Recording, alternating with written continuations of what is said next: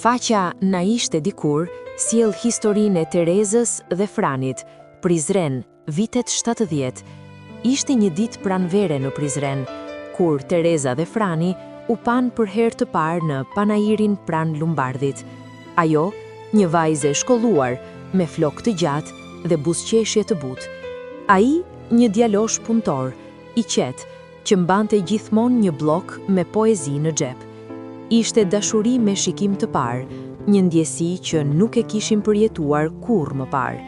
Shkëmbyen fjalë të thjeshta, por të ngrohta. Filluan të takoheshin fshehurazi, në cepa librarish, në rrugicat e vjetra të qytetit. Në çdo takim, Frani jepte asaj një letër të shkruar me dorë. Ajo i lexonte me lot në sy dhe i ruante të gjitha në një kuti të vogël prej druri. Por lumturia e tyre nuk zgjati.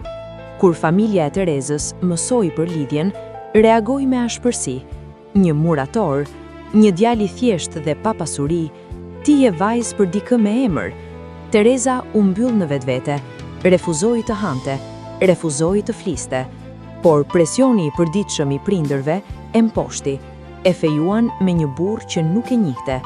Ditën e dasmës, zemra e saj nuk rrahu nga gëzimi, por nga dhimbja. Në fotografitë e asaj dite, ajo nuk kishte asnjë buzëqeshje. Frani, i shkatruar, u largua, emigroi në Gjermani. Nuk u martua kurrë, punoi gjithë jetën në ndërtim, por çdo muaj i dërgonte motrës së Terezës një letër, me shpresën se ajo i lexonte. Tereza jetoi një jetë pa dashuri, e rriti djalin me përkushtim, por kurrë nuk e la askënd t'i prekte shpirtin. Sëmundja e rëndë e mori në moshën 57 vjeçare. Në momentet e fundit, kërkoi vetëm një gjë, kutin prej druri me letrat e Franit, i vendosi mbi gjoks dhe mbylli syt. Në ditën e varrimit, një burr plak, i thinjur, erdhi pa fjalë, u ul pranë varrit, nxori nga xhepi një letër të fundit që nuk ishte arritur kurrë t'ia dërgonte dhe e la mbi gurin e ftohtë. Ishte Frani.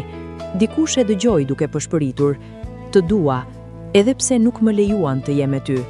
Për më shumë video të tilla, abonohuni në kanalin ton Na ishte dikur.